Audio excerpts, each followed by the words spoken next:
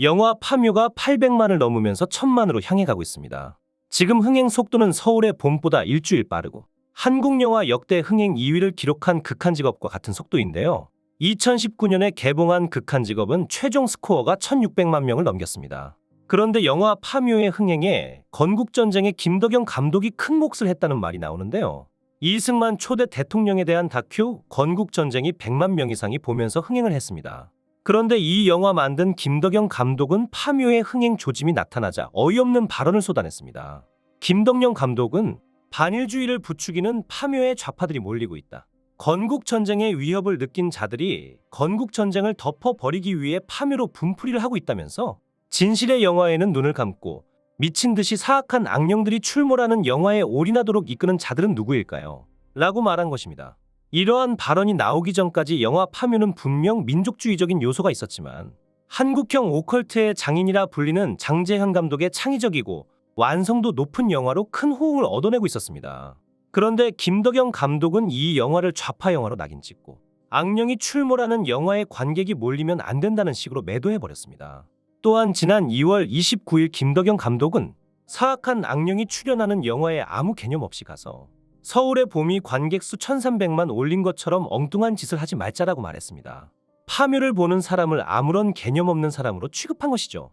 김덕영 감독은 그러면서 2019년도에 김용옥 교수가 이승만 전 대통령을 파묘해야 한다고 했는데 파묘라는 제목이 바로 떠오르더라며 굉장히 불쾌했기 때문에 그런 얘기를 하게 됐다. 거듭 말씀드리지만 무엇을 보지 말자는 게 아니라 우리는 파묘를 보지 말자는 그런 얘기였다. 라고 밝혔습니다.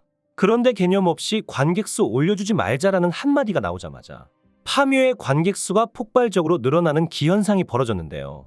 분명 영화 파묘가 가지고 있는 잠재력이 폭발한 것으로 해석되었지만 김덕영 감독의 저 말이 영화 홍보에 적잖게 영향이 미쳤음은 무시할 수 없다고 했습니다.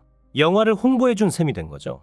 이 뉴스 보도가 나오자 실제로 네티즌들은 이런 반응을 보였는데요. 관객의 선택을 국민 감정으로 매도하네. 이 사람 때문에 없던 애국심마저 생기는군요.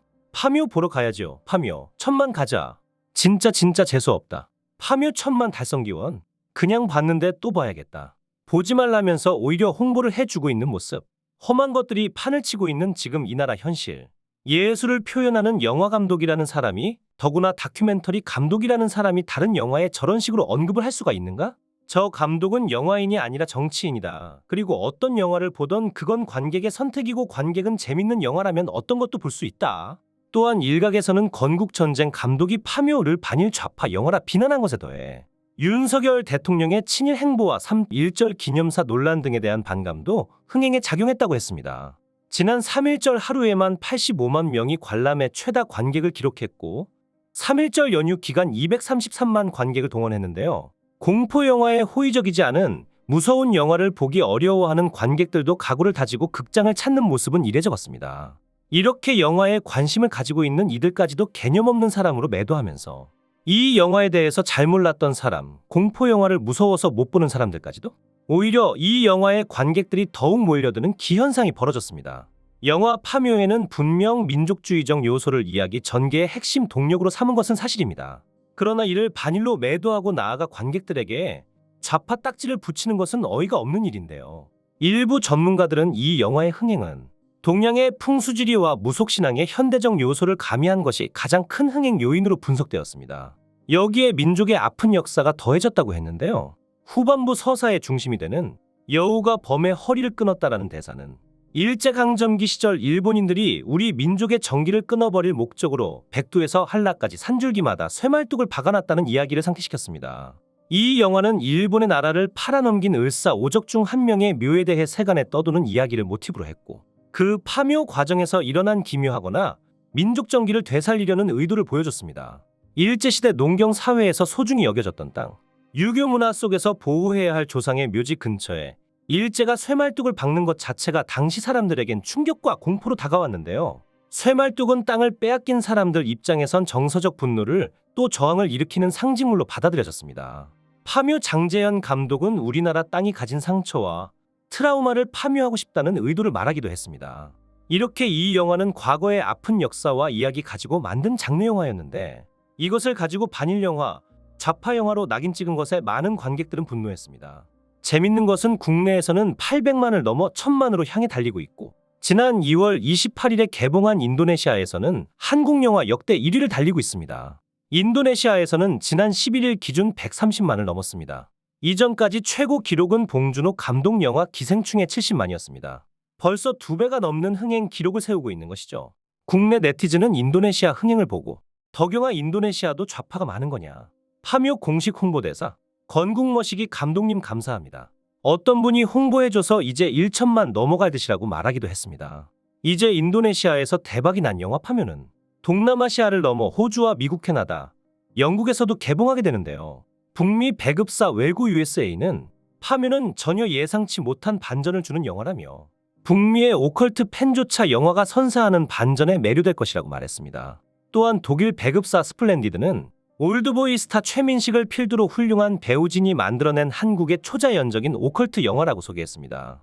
베트남 현지 배급사 모킹버드는 올해 가장 뛰어난 한국 영화 중 하나를 베트남 극장에 가져올 수 있게 돼 매우 기쁘다고 소감을 말했습니다.